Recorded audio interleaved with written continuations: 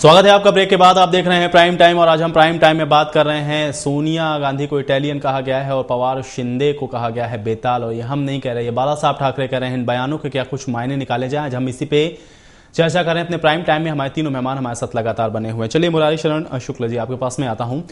चलिए, ये जो इटालियन कहा या बेताल कहा पवार और शिंदे को, ये एक अलग मसला हो सकता है, लेकिन एक बयान और भी यहाँ पर जो बाला साहब ठाकरे ने दिया है उसके क्या कुछ मायने निकाले जाएं। जिस तरीके से बाला साहब ठाकरे ये कह रहे हैं कि मेरी जो अब तबीयत है वो सही नहीं है, मैं 34 वर्षों से मैंने बहुत सेवा करी है, मुझे आत्मचिंतन की आवश्यकता है, मुझे एक विश्राम की आवश्यकता है, मनसे को भी साथ लाने की बात कही गई है। इस बयान के क्या कुछ मायने निकाले जाएं, किस तरीके से आप इन सारी चीजों को देख पा रहे हैं? क्या ये आपको लग रहा है कि शिवसेना और मनसे एक बार फिर से एक तरीके से हो सकते हैं, एक साथ हो सकते हैं? ये पहले से ही क्लियर है कि शिवसेना और मनसे का विलय अब होने वाला है। क्योंकि मनसे को हवा दिया कांग्रेस ने और कांग्रेस की पूरी फंडिंग से कांग्रेस प्रायोजित राजनीतिक दल चला रहे थे राज ठाकरे। लेकिन पिछले अगस्त महीने में जब म्यूनिसिपैलिटी के चुनाव में राज ठाकरे ने कांग्रेस को पटखनी लगा दी तो कांग्रेस की आंखें खुली और लगा ये तो बड़ा गड़बड़ हो रहा है, हमारे हाथ से बाहर निकल गया। तब राज ठाकरे के विरुद्ध बोलना और उनका सारा सप्लाई कट आउट किया जब कांग्रेस ने। तो उसी समय मुरारी जी आपके पास में आऊंगा। इस वक्त अरविंद सावंत हमारे साथ जुड़ चुके हैं, सीधे से महाराष्ट्र से, शिवसेना से हैं। अरविंद जी, सबसे पहले तो आपका मैं स्वागत करता हूं अपने इस प्राइम टाइम में। आपसे मेरा यही सवाल है, जिस तरीके से बाला साहब ठाकरे ने अपना जो बयान जारी किया है जिसमें सोनिया गांधी को इटालियन और पवार और शिंदे को बेताल बता रहे हैं, पहली प्रतिक्रिया आपके इस बयान पे? क्या हुआ? हेलो जी, आपसे मेरा सवाल यह है कि जिस तरीके से सोनिया गांधी को इटालियन कहा गया है और ये कहा गया है पवार और शिंदे को कि वो बेताल हैं, ये बाला साहब ठाकरे का बयान है, आपकी प्रतिक्रिया इस बयान पे जानना चाहूंगा। सही है। अब तो क्या गलत कहा उन्होंने? साहब ने जो कुछ कहा जी, वो देश की हित में कहा जी। क्या सोनिया गांधी जी इटालियन नहीं है? क्या सोनिया गांधी जी हमारी माननीय नेता है, महिला है, हम उसका आदर करते हैं जी। ये मत बोलिए कि राजीव गांधी जी से शादी करने के बाद भी, हमारे पूर्व प्रधानमंत्री को शादी करने के बाद में भी उन्होंने इस देश की नागरिकता स्वीकृत नहीं की थी। ये मत भूलिए आप। तो क्या गलत कहा? माँ की कोख से जन्म लेना, इस मिट्टी में जन्म लेना और इटली में जन्म लेकर इस मिट्टी पर राज करना, उसने धर्म में महसूस कर दिया जी। क्या गलत कहा? अब रही बात सुशील कुमार शिंदे और शरद पवार साहब के बारे में, वो तो दुनिया जानती है दोनों भी क्या चीज है। वो किसी उसके मरने में भी हंसने वाले लोग हैं। आज उनको याद आया पाकिस्तान के बारे में? हमारे वंदनीय शिवसेना प्रमुख जी इस चीज के बारे में सालों बोल रहे हैं। कश्मीर से जब हिंदुओं को हटाया गया तो भूल गए थे कि यह सारी शरद पवार की सत्ता में नहीं थे क्या? शरद पवार के नेता नहीं थे? सुशील कुमार शिंदे के नेता नहीं थे? कब वो राज्य के मुख्यमंत्री भी रहे हैं? तो क्या भूल गए कि ये देश की जो सुरक्षा है उसको ठेस पहुंचाने का काम पाकिस्तान शुरू से कर रही है। अब ऐसी स्थिति में हम बार बार पाकिस्तान से बात कर रहे हैं। आपको याद होगा कि सरकार हमारी थी, शिवसेना की, वाजपेयी साहब की साथ की सरकार थी, उस सरकार में हम शरीक थे और जब वो समझौता एक्ट तय अभी भी बाबा साहब जी ने विरोध किया था और कहा कि यह मत करिए, उसमें से आतंकवादी आ सकते हैं। आज क्या हो रहा है? पूरे देश में घुसपैठ है आतंकवादी। कहाँ से आते हैं? कश्मीर की सीमा से आते हैं। कौन उनको सामान देता है? कौन उनको हथियार देता है? पूरी दुनिया जानती है। क्या देश, हमारा देश नहीं जानता? और ऐसी स्थिति में सुशील कुमार जी से बात करते हैं और हमारे शरद पवार साहब आते, कितने किसानों ने आत्महत्या जी। चलिए अरविंद सावंत जी, क्या ये माना जाए कि शिवसेना और मनसे अब एक साथ आ सकते हैं, कि मंच पे दिख सकते हैं? सीमा प्रश्न है हमारा, बेलगांव कारवार कितने सालों से चल रहे हैं? क्या शरद पवार जी ने सीमा प्रश्न के बारे में कहा कभी संसद में जाकर? जैसे भाजपा की हो या कांग्रेस के हो, कर्नाटक के सारे विधायक सांसद एक होकर इस सीमा प्रश्न के ऊपर खड़े होते हैं। कभी हमारे सुशील कुमार शिंदे, कभी हमारे शरद पवार साहब खड़े हो गए और उनका नेतृत्व करके प्रधानमंत्री के पास, राष्ट्रपति के पास गए। चलिए अरविंद जी, ये सवाल हम उनसे पूछेंगे, लेकिन अरविंद जी हमारे साथ अभी कांग्रेस के एक नेता थे, वो ये कह रहे थे कि बाला साहब ठाकरे का जो उम्र है वो बढ़ चुकी है, इसलिए वो अपनी इस उम्र में इस तरीके के बयान दे रहे हैं। इस पर आपकी प्रतिक्रिया क्या है? अरविंद जी, हमारे साथ कांग्रेस के नेता कह रहे हैं कि बाला साहब की उम्र बढ़ चुकी है, इस वजह से वो इस तरीके के विवादास्पद बयान दे रहे हैं। हेलो, चलिए, अरविंद सावंत से हमारा संपर्क नहीं हो पा रहा है। अपने पैनल प्रोड्यूसर से कहेंगे कि सही से संपर्क उनसे हमारा करवाया जाए ताकि उनकी आवाज हमारे तक प्रॉपर तरीके से पहुंच सके। मुरारी शरण शुक्ल जी, क्या कहना चाह रहे हैं? बाला साहब ठाकरे ने तो स्वीकार कर लिया है कि उनकी उम्र अधिक हो गई है और उन्होंने रिटायरमेंट का संकेत दे दिया है, और इस संकेत से प्रेरणा लेनी चाहिए हमारे मनमोहन सिंह जी को, और उनको भी जल्दी अपना रिटायरमेंट घोषित करना चाहिए, क्योंकि देश की बहुत दुर्दशा करा चुके हैं वो। उनके नेतृत्व में 8 साल में भारत बहुत पीछे जा चुका। भारत में इतने ज्यादा घपले और घोटाले हुए कि इनका कैबिनेट चोरों के गिरोह जैसा नजर आने लग गया है। और ये बात मैं नहीं कह रहा, एक बात सारे लोग कह रहे हैं, देश भर में राजनेताओं से लेकर गली चौराहे तक के सारे लोग कह रहे हैं, इनको जल्दी से जल्दी संन्यास लेकर और भारतीय राजनीति में युवाओं के लिए रास्ता साफ करना चाहिए। जी, चलिए दीपक गौड़ जी, आप सहमत हैं मुरारी शरण शुक्ल जी की बात से? जी, मैं बिल्कुल सहमत हूं।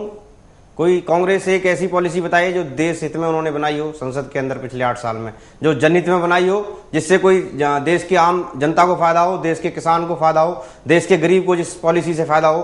मैं कहता हूं कि कांग्रेस जो जितनी भी पॉलिसियां देश की संसद के अंदर बनी, जो जितने भी कानून बने, उससे देश की जनता का कोई भला नहीं हो रहा, और देश की जनता जो भुखमरी के कगार पे जा रही है। आज आप महंगाई देखिए, आप भ्रष्टाचार आप देख रहे हैं, कितना भ्रष्टाचार हो रहा है देश के अंदर, रोज नित नए घोटाले सामने आ रहे हैं, रोज नए नए खुलासे हो रहे हैं। तो सिर्फ ये जो सरकार है, ये भ्रष्टाचारियों को बढ़ावा दे रही है, भ्रष्टाचारियों को शरण दे रही है एक तरीके से, या फिर भ्रष्टाचार में कहीं ना कहीं कोई ना कोई मंत्री इनका लिप्त पाया जाता है। चलिए, मुझे एक बात बड़ा अचरज होती है कि यही वो मनमोहन सिंह हैं जो नरसिम्हा राव की सरकार में जब वित्त मंत्री थे तो हर 4 महीने पर इस्तीफा लेके जाते थे नरसिम्हा राव के पास, और एक नौटंकी खड़ा करते थे, और फिर बाद में उनका इस्तीफा स्वीकार नहीं होता था। और प्रधानमंत्री बनने के बाद जब रोज रोज नया नया मंत्री नए नए घोटाले लेकर आता है, और मंत्रियों में जैसे कंपटीशन लग गई है कि मैं सबसे बड़ा घोटाला करूंगा, मैं सबसे बड़ा घोटाला, और उस व्यक्ति के अंतिम दिन जेल जाने के पहले वाले दिन तक मनमोहन सिंह कहते हैं कि यह मंत्री निर्दोष है और मैं इस्तीफा नहीं दूंगा।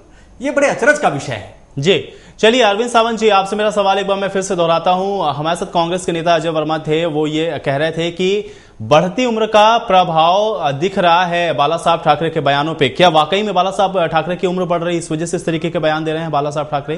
कांग्रेस की इस प्रतिक्रिया से आप सहमत हैं?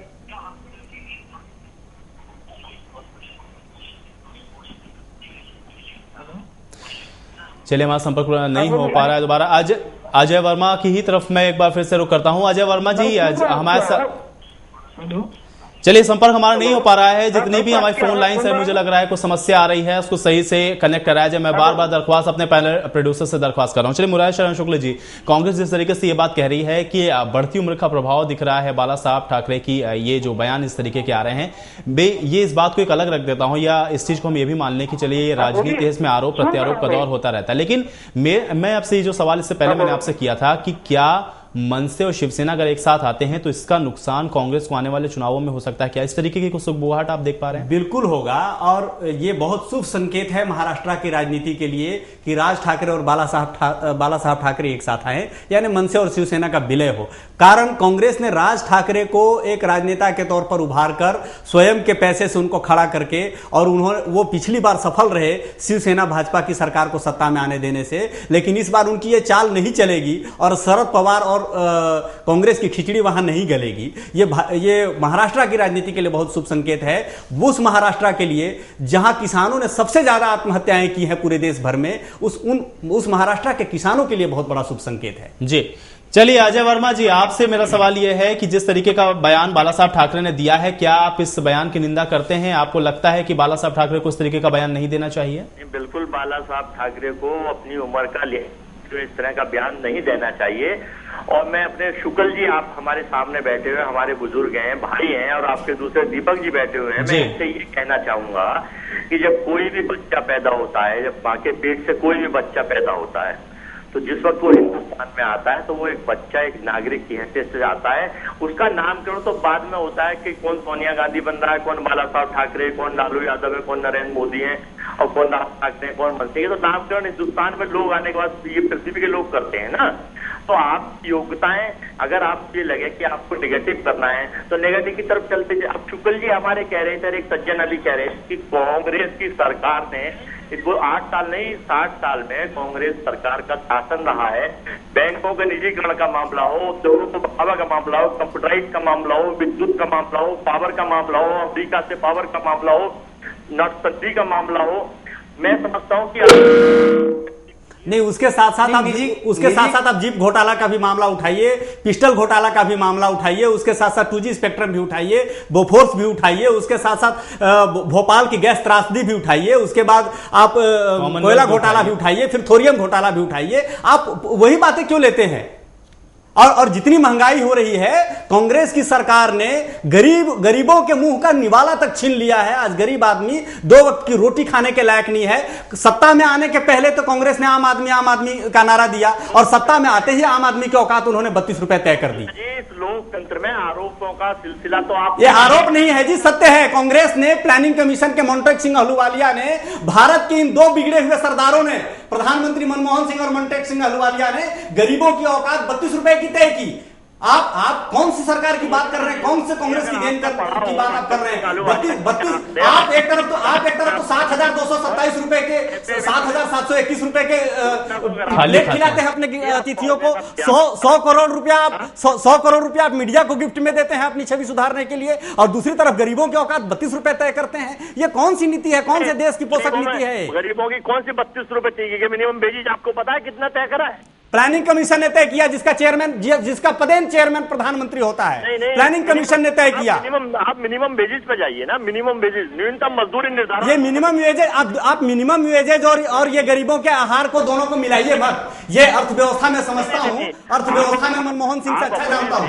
नेता निर्धारण नीति का जो है मिनिमम वेजेस के आधार पर तो करेंगे, जो न्यूनतम मजदूरी। बहुत बहुत धन्यवाद अजय वर्मा जी, बहुत बहुत धन्यवाद। मुरारी जी, माफी चाह रहा हूँ, सभी अपने जितने भी मेरे मेहमान हैं सबका मैं धन्यवाद करना चाहूंगा, माफी भी चाहूंगा। समय हमको इजाजत नहीं देता कि इस चर्चा को हम आगे बढ़ाएं, लेकिन सवाल यहां पर यही है कि आखिर जिस तरीके का बयान बाला साहब ठाकरे ने दिया है उससे क्या कुछ मायने निकाले जाएं? क्या ये माना जाए कि मनसे और शिवसेना का एक में विलय हो सकता है, या फिर यह माना जाए कि ये जो सुगबुगाहट है वो कांग्रेस के लिए एक नई परेशानी की आहट भी बन सकती है? आज के प्राइम टाइम में फिलहाल इतना ही, कल होंगे फिर हाजिर एक नए मुद्दे के साथ, तब तक के लिए इजाजत, जय हिंद।